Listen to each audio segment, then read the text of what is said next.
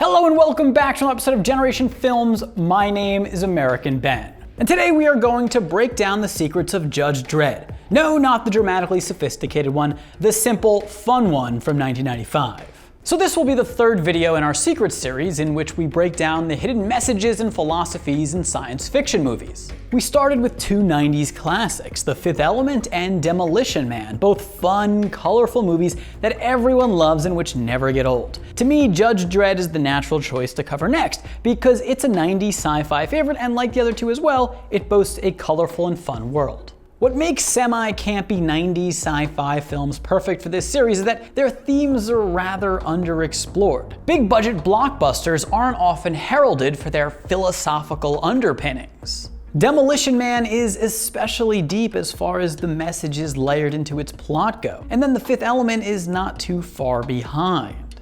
Judge Dredd isn't as well thought out. It's just not that heady of a movie. I'm just being honest here. I love the film. It's one I watch time and time again, but its themes aren't really carefully constructed or well articulated. That said, I do think there's something there, and today we are going to uncover it. Judge Dredd is set in the mid-22nd century, a time in which Earth has become largely uninhabitable due to a variety of factors, from climate conditions to social upheaval. Thus, the overwhelming majority of humans have migrated into a small number of megacities throughout the world, leaving only a handful of depraved, cannibalistic scavengers to the barren wasteland beyond the walls of these massive urban centers. However, the cities themselves are no veritable paradises. Gangs run the streets and crime of all types is rampant. The traditional legal system has collapsed, and in its place now stands the Judge Corps, whose officers are empowered to act as judge, jury, and executioner within the city limits. In Megacity 1, an area which comprises the New York metropolitan area, roams Judge Joseph Dredd, an incorruptible paragon of law who brings balance to the streets by removing criminals from them. The film follows Dredd's story as he's framed for murder and thus has to clear his name while also preventing a government-led conspiracy to implement a super soldier clone program aimed at enforcing law and order in the city. Now obviously we can easily compare this film to Stallone's other 90s dystopian future police blockbuster Demolition Man. Some people have contrasted the two by averring that Judge Dredd portrays a conservative-led version of a dark future, whereas Demolition Man is a liberal version of the future run amok. I think this is a little too simplistic.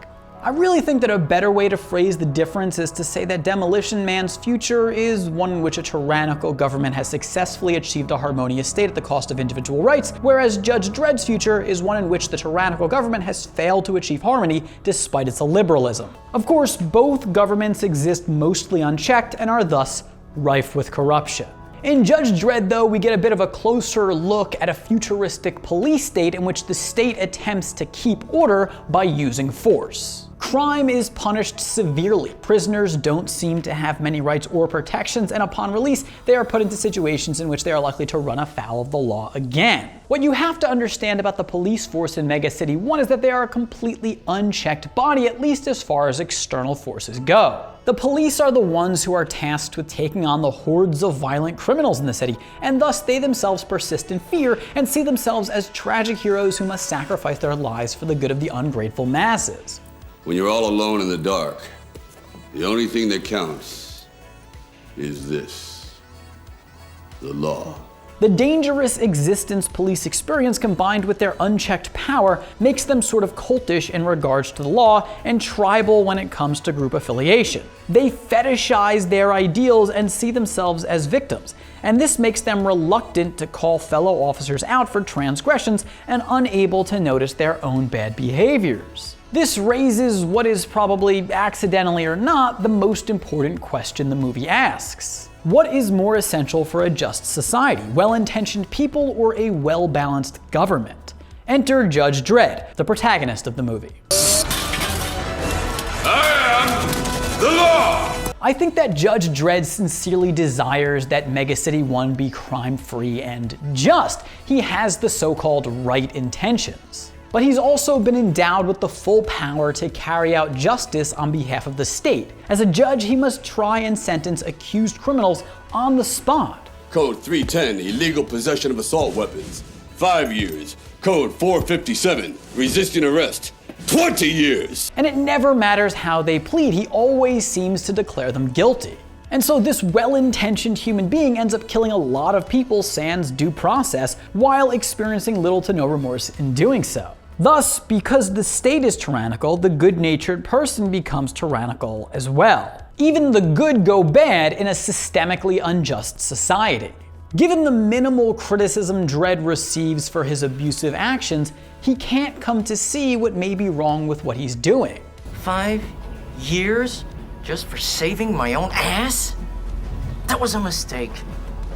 The law doesn't make mistakes. Dredd probably very much thinks he's acting morally. He's been taught to uphold a specific set of laws, and after a while, he begins to confuse law with morality itself. First it's stopping murder is good, then it becomes our laws against murder are good, and finally it becomes our laws are good. A policeman is especially liable to falling into the trap of believing that whatever he does is right, because he's an officer of the law, and the law is good, thus he is good, despite what the laws say. I never broke the law! I am the law! We have no case! You gotta believe me! Dredd cannot even separate himself from the law, and thus in the movie he is at the point of believing that any action he takes is lawful by the very fact that he's carrying out said action. Of course, the issue here is that the morality of law isn't constant through time. This is something that the movie's antagonist, brother of Dredd and former Judge Rico, speaks to. The innocent exist only until they inevitably become perpetrators. Guilt and innocence is a matter of timing. Now, to me, the first part of this statement is one of the more lazy lines in the movie. Why is it necessarily true, even across infinite time, that all innocent people will become perpetrators? The movie needed to explain and explore this idea more thoroughly. However, the second part of what he says, guilt and innocence is a matter of timing, is meaningful, right? Because what is right or legal today might become wrong and illegal tomorrow. The first part of the statement still isn't true though, because an innocent person can just shift their attitudes and behavior in accordance with changes in societal norms and laws. But I digress. The point is that abiding by law, no matter what the law is not necessarily a moral action. And I say not necessarily because one could argue that it always is. But alas, that is a philosophical argument for a different video. Nonetheless, Dredd follows the law, whatever the law may be. And the result is that he becomes a mindless killer agent of the state, all because the state does not have checks and balances. And that doesn't just go for the police, but the government as a whole. The exponential growth of violent crime has resulted in a tyrannical, militaristic police force, but that's only because it first led to the total investment of state power in the authoritarian entity known as the Judges Council, or more properly, the Council of Five. Incarceration hasn't worked as a deterrent. I say we expand execution to include lesser crimes. The government, too, is unchecked and rules over the people with an iron hand. I do think that Megacity 1's leaders end up promoting draconian policies like capital punishment for lesser crimes because they truly want to bring order to the city. But they have no and have long had no external voices to prevent them from enacting abusive policies. I was barely in my teens when I put on this badge.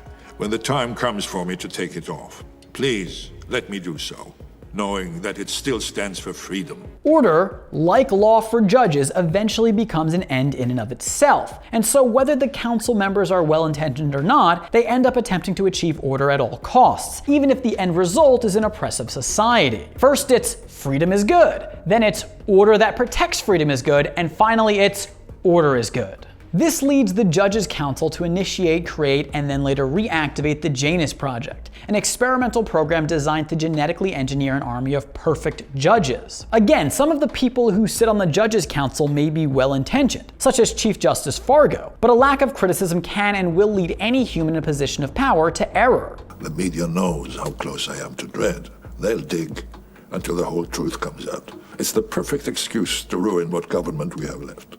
Here we see Justice Fargo lament that following Dredd's arrest for homicide, he won't be able to prevent the media from finding out about the Janus Project. He asserts that the media wants to destroy whatever good parts of society remain. So he does want justice, but in his unchecked arrogance, he believes that he can determine all by himself which policies will lead to a just society. He doesn't get that media criticism will help him realize his mistakes and shortcomings. Even if journalists hate him, even if he goes down, society would be better able to achieve justice using media oversight. But he shuns this check and continues trying to cover up the Janus project because he believes that the judges can figure everything out by themselves. Additionally, he may have good intentions for society, but what he doesn't seem to get is that if this system persists, a more malicious person could eventually ascend to the position of chief judge. However, Justice Fargo does eventually recognize the pitfalls of his thinking, albeit just before his demise. Being a judge, Joseph, perhaps too much power in one person's hands. He figures it out just in time, no harm done, aside from an entire civilization teetering on the edge of absolute despotism. This moment serves as a bit of a concluding note on the checks and balances arc contained within the movie's narrative. However, there's another important thematic aspect to the film that we need to cover, this being the role that emotion plays in constructing a just society. In his final soliloquy before eternal slumber, Justice Fargo also makes remarks on justice. The blind lady, who is she? Justice before your time. We should never have taken justice out of her hands. Okay, so I actually found this quote to be kind of confusing because what he's saying here is that justice should have remained blind, right? Yet, if you ask me, justice is pretty blind in the future portrayed in the film. Judges dole out harsh punishments to any and all alleged perps unlucky enough to find themselves in their path. The legal system in Judge Dredd does not appear to discriminate based on race or class distinction. I mean, it may, but we have no evidence of that, at least not in the movie. And on the contrary, it actually seems to me that the movie suggests that justice shouldn't be totally blind. Judge Dredd is this emotionless arbiter of the law. Wouldn't it feel good to have an emotion once in a while, huh? Emotions. There ought to be a law against them. He doesn't take into account anyone's misfortune, race, class, remorse, or whatever when performing his duties. He sentences Fergie to prison not for doing anything particularly immoral as far as cultural mores go. All the guy did was hide inside of a robot to duck out of the way of some street violence. I had no choice. They were killing each other in there. Could have gone out the window. 40 floors? It would have been suicide. Maybe, but it's legal. Had justice not been so blind here, had Judge Dredd had some empathy and took into account extenuating circumstances and used his discretion, then he probably would not have so unjustly condemned Fergie to 5 more years behind bars. Dredd's emotionless enforcement of the law is something that once again his foil Rico is able to speak to. Who betrayed who? When are you gonna stop being a goddamn slave and grow up? Rico calls Dredd a slave to the law. After all, he strictly adheres to it. He doesn't take into account any other factors when adjudicating cases aside from what the law says explicitly. At points, Dredd seems like an automaton, and if you think about it, it's not easy to point out the differences between him and a robot. He's nearly as emotionless and doesn't disobey his programming, at least not for most of the film. Rico also says this to Dredd. The only difference between us, Joseph, is you destroyed your life to embrace the law. And I destroyed the law to embrace life. Now, admittedly, at first I thought this was a lazy line with no underlying meaning or follow-up, but after thinking about it for a bit, it's actually related to the human-robot dynamic and is fairly profound. It's possibly even the most important line in the movie. As individuals genetically engineered to be judges, both Dredd and Rico share some characteristics of robots. They have little or no capacity for empathy, their traits are programmed into them using computers, and as judges, their actions are dictated by a code. But they're also human, by DNA. Thus, in accepting his role as a judge, the role the state forced him into, Dredd sacrifices his human potential, the side of him that can foster emotions and desires. On the other hand, by disobeying the law, the very code he's programmed to follow, Rico rejects his robotic potential. He has to be a criminal to be human, because if he follows the law, in a way, he sticks to what he's designed to do. So his quote is actually a really great one. He's saying, Dredd, you let the state take away your humanity by following our code. I took mine back by rejecting it. Now, obviously, at the end of the movie, Dredd, like Justice Fargo, recognizes the error of his ways. Feels good to be human, don't you think? I knew you'd say that. That said, while the film definitely explores Dredd's robotic side, it doesn't do much in the way of conveying his progression from being more robotic to being more human. And thus we're left with a lot of unanswered questions as to the pros and cons of each manner of being, and are left to speculate for ourselves sans evidence. Anyways, that's my breakdown of Judge Dredd's secrets. I hope you enjoyed the video. If you did, please do give it a big thumbs up. Let me know what you think down in the comments below. Subscribe to this channel and hit that notification bell so you don't miss a damn thing. For now, my name is American Ben. I'll catch you next time. Generation Films, peace.